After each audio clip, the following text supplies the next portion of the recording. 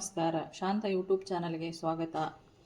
Like and subscribe ಮಾಡಿ. ನಾನು ಇವತ್ತು ನುಗ್ಗೆಕಾಯಿ ಫ್ರೈ ಮಾಡ್ತಾ ಇದ್ದೀನಿ. ನಾನು ನುಗ್ಗೆಕಾಯಿನ ಚಾಪ್ ಮಾಡಿಟ್ಕೊಂಡಿದ್ದೀನಿ. ನಾನು ಒಂದು ಪಾತ್ರೆಗೆ ಶಿಫ್ಟ್ ಮಾಡ್ಕೊಳ್ತಾ ಇದ್ದೀನಿ.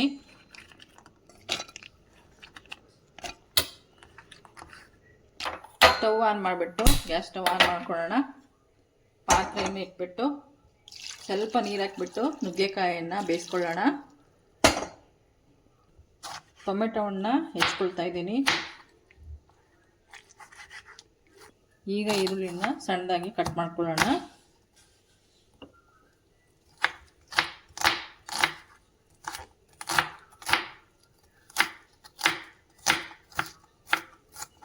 ಸ್ವಲ್ಪ ಕೊತ್ತಂಬರಿ ಸೊಪ್ಪನ್ನು ಕಟ್ ಮಾಡ್ಕೊಳ್ಳೋಣ.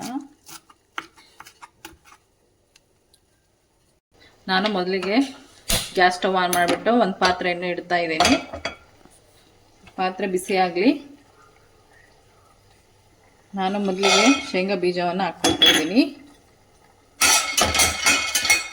ಶೇಂಗಾ ಬೀಜ, ಒಂದು ಸ್ವಲ್ಪ ಜೀರಿಗೆ, ಒಂದು 4 ಮೆಣಸಿನ್ಕಾಯಿ, ಸ್ವಲ್ಪ ಹುರಿಗಡಲೆ ಪುಟಾಣಿ, ಸ್ವಲ್ಪ ಎಳ್ಳು ಹಾಕ್ಬಿಟ್ಟು ಚೆನ್ನಾಗಿ ಫ್ರೈ ಮಾಡಬೇಕು.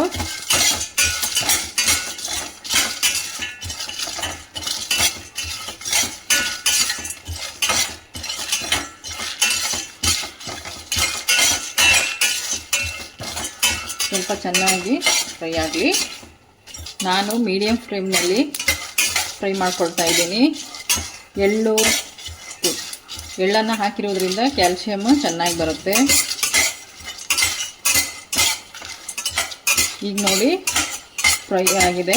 ನಾನು ಗ್ಯಾಸ್ ಸ್ಟವನ್ನು ಆಫ್ ಮಾಡ್ತಾ ಇದ್ದೀನಿ. ಮಿಕ್ಸಿ ಜಾರ್ಗೆ ಹಾಕ್ಕೊಳ್ತಾ ಇದ್ದೀನಿ. ಇದಕ್ಕೆ ನಾನು 7ರಿಂದ 8 ಬೆಳ್ಳುಳ್ಳಿ ಹೆಸರನ್ನು ಸೇರಿಸ್ಕೊಳ್ತಾ ಇದ್ದೀನಿ. ಈಗ ನಾವು ಮಿಕ್ಸಿಯನ್ನು ತರಿಯಾಗಿ ರುಬ್ಕೊಂಬರೋಣ.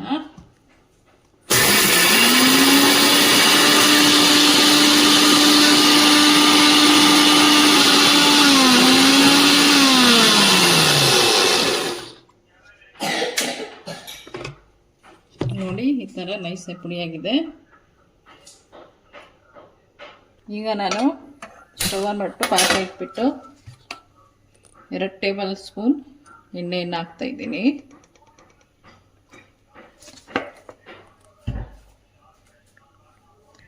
ಎಣ್ಣೆ ಕಾಯಲಿ.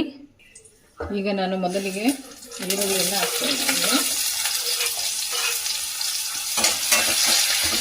ಈರುಳ್ಳಿ ಹಾಕ್ಬಿಟ್ಟು ಚೆನ್ನಾಗಿ ಬ್ರೌನ್ ಕಲರ್ ಬರುವವರೆಗೆ ಫ್ರೈ ಮಾಡಬೇಕು. ಆದ್ಮೇಲೆ ಈಗ ಟೊಮೆಟೊವನ್ನು ಹಾಕೋಣ.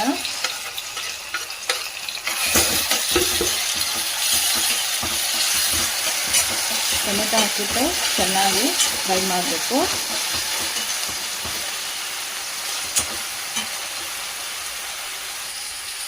ರುಚಿಗೆ ತಕ್ಕಷ್ಟು ಉಪ್ಪು, ಅರಿಶಿಣದ ಪೌಡರ್, ರುಚಿಗೆ ತಕ್ಕಷ್ಟು ಸ್ವಲ್ಪ ಖಾರದ ಪೌಡರ್ ಹಾಕ್ತಿದ್ದೀನಿ. ಯಾಕಂದರೆ ಅದಕ್ಕೆ ನಾನು ಖಾರದ ಪೌಡರ್ ಆಲ್ರೆಡಿ ಮಿಕ್ಸಿಗೆ ಹಾಕಿ ಎತ್ತಿಟ್ಕೊಂಡಿದ್ದೀನಿ.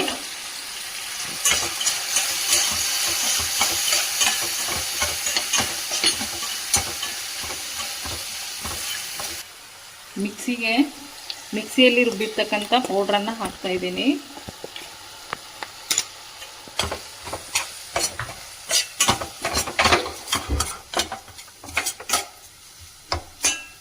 ಚೂರಿದು ಫ್ರೈ ಆಗಲಿ.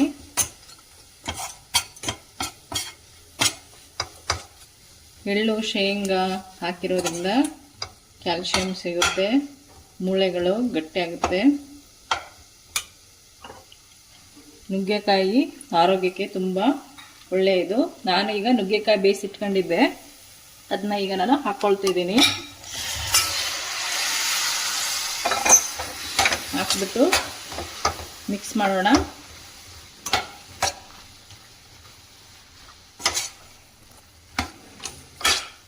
ಚೆನ್ನಾಗಿ ಮಿಕ್ಸ್ ಮಾಡಬೇಕು.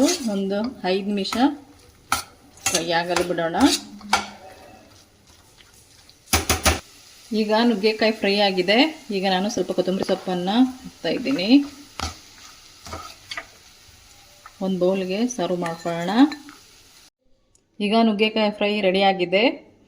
ನುಗ್ಗೆಕಾಯಿ ಫ್ರೈ ತಿನ್ನೋದ್ರಿಂದ ತುಂಬ ಆರೋಗ್ಯಕ್ಕೆ ಒಳ್ಳೆಯದು. ಎಲ್ಲರಿಗೂ ಧನ್ಯವಾದಗಳು. ಲೈಕ್ ಆ್ಯಂಡ್ ಸಬ್ಸ್ಕ್ರೈಬ್ ಮಾಡಿ.